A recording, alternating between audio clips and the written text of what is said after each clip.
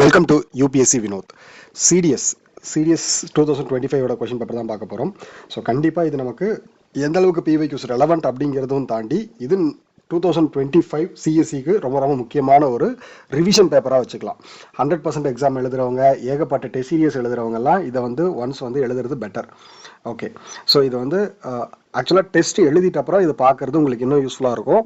So once நீங்கள் test எழுதி பாருங்கள். So first question, consider the following statement with reference to secondary wave. So S wave. So 2024 24 question வந்திருக்கு. earthquakes பாத்தீங்க அப்படின்னா one of the important themes in UPSC. அது யாரும் பெருசா அந்த அளவு பாத்தீங்கன்னா வெளியே சொல்றது இல்ல. மீன்ஸ் மற்ற எல்லா இம்பார்ட்டன்ஸ் சொல்ற மாதிரி earthquake ஜியோகிராஃபில ரொம்ப ரொம்ப இம்பார்ட்டன்டான ஒரு கான்செப்ட். ஸோ அதுல PWave and S wave ரிப்பீட்டடா கேட்டுட்டு இருக்கிற ஒரு டாபிக். ஸோ ரொம்ப ரொம்ப சிம்பிள். PWaveனா என்ன, S waveனா என்ன, அதோட ப்ராப்பர்ட்டிஸ்னா என்ன அப்படிங்கிறது தெரிஞ்சுக்கிட்டாலே நம்ம இந்த கொஸ்டின் ஆன்சர் பண்ணிடலாம். they create first statement, they create trough and crest. ஒன்றும் இல்லை, ஆக்சுவலாக பார்த்தீங்கன்னா இதுதான் கிரெஸ்ட், இதுதான் ட்ரஃப்ட். ஸோ அவ்வளோதான். ஸோ எஸ் வேவ்ஸ் பார்த்தீங்கன்னா this called as secondary waves. அதை அவங்க பார்த்தீங்க அப்படின்னா கிரெஸ்ட் அண்ட் ட்ரஃப்ட் கிரியேட் பண்ணுவாங்க. they create crest and crust in the material through which they pass. So S wave இந்த மெட்டீரியல் வழியா பாஸ் ஆகுதோ அந்த மெட்டீரியல்ல அவங்க crest and trough கிரியேட் பண்ணுவாங்கன்னு சொல்லியிருக்காங்க. ஆமாம், statement 1 is correct.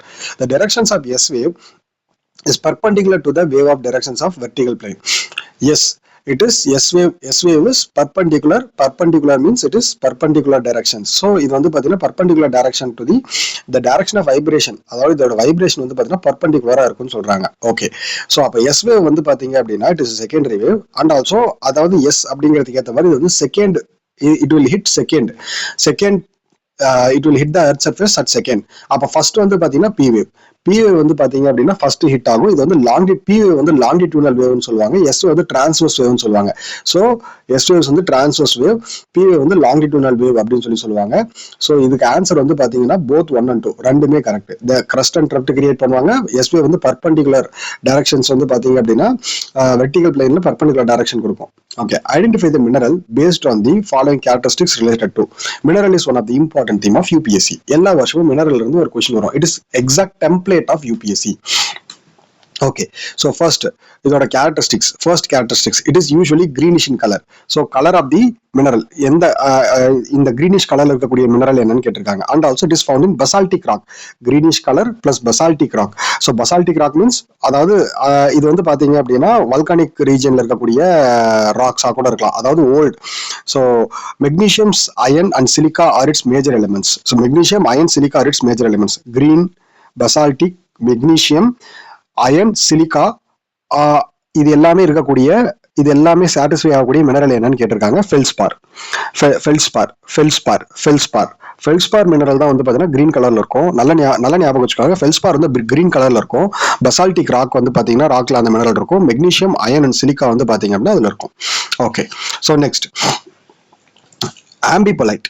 So amphibolite பாத்தீங்க அப்படின்னா டார்க் கலர்ல இருக்கும். ஸோ இது dark colour, almost black colour, greyish colour மாதிரி இருக்கும். ஸோ இது டென்ஸ் டெக்ஸ்சர், ரொம்ப டென்ஸா இருக்கும். Dense texture. ஸோ இது டென்ஸ் டெக்ஸ்சரா இருக்கும்.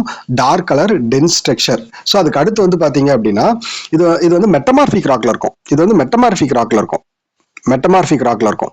ஸோ இது மெட்டமார்பிக் ராக்ல இருக்கும். ஓகேங்களா, metamorphic rock. So amphibolite is dense dark colour, dense texture, metamorphic rock.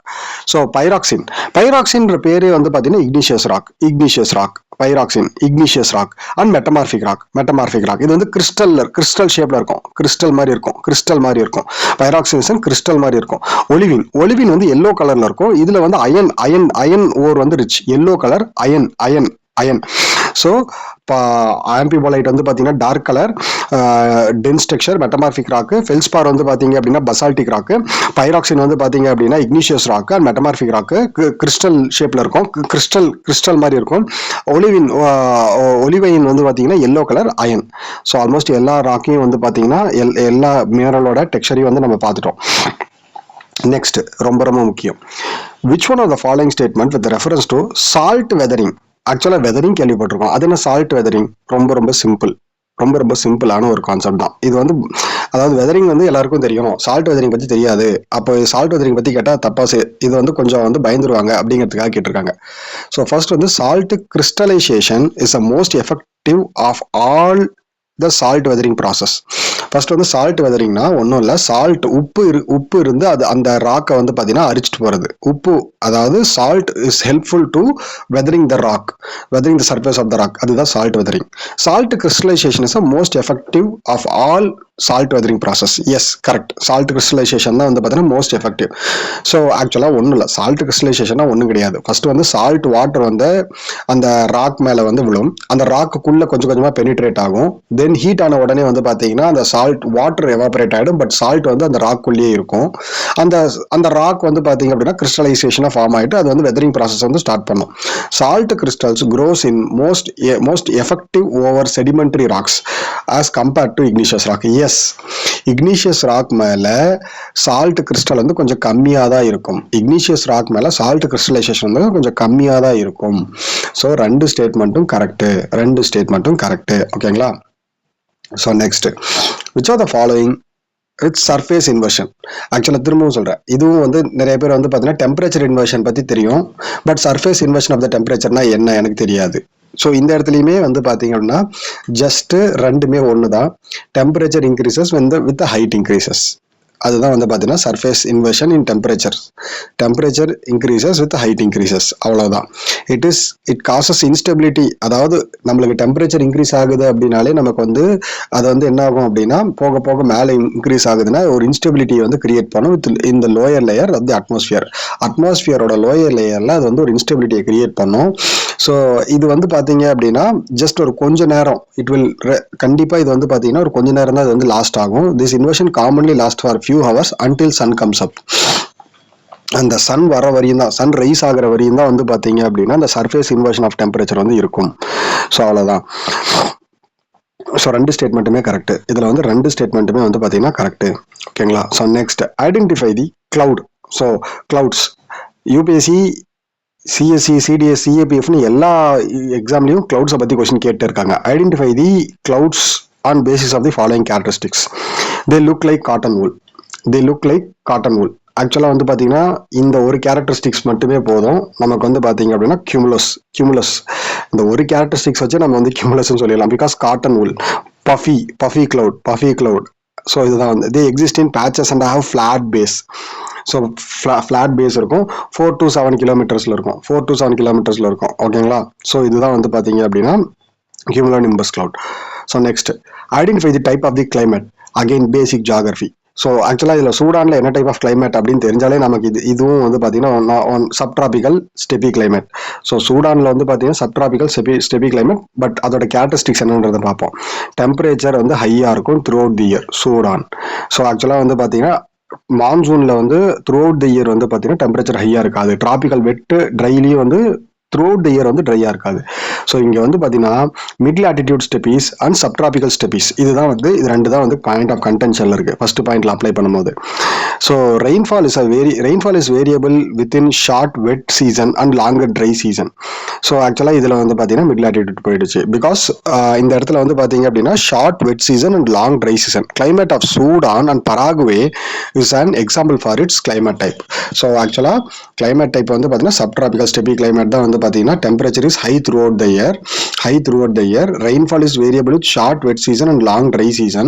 So ஆக்சுவலாக கிராஸ்லேண்ட் அப்படின்னாலே நமக்கு வந்து ரெயின்ஃபால் வந்து கம்மியாக இருக்கணும். ஸோ அதே டைமில் சன் வந்து அதிகமாக இருக்கணும். அதாவது ட்ரான்ஸ்ஃபர் லேண்டாக இருக்கணும். ஃபாரஸ்ட்லேருந்து டெசர்ட்டுக்கு ட்ரான்ஸ்ஃபர் ஆகக்கூடிய ஏரியாவாக இருக்கணும். சூடான் பராகுவே ரெண்டுமே இதில் வந்து பார்த்தீங்கன்னா அப்ளிகபிள் ஆகக்கூடிய ஒரு ஏரியா தான். Okay, which of the following statement with reference to Easter Island. So ஆக்சுவலாக பாருங்கள், ஈஸ்டர் ஐலாண்ட்.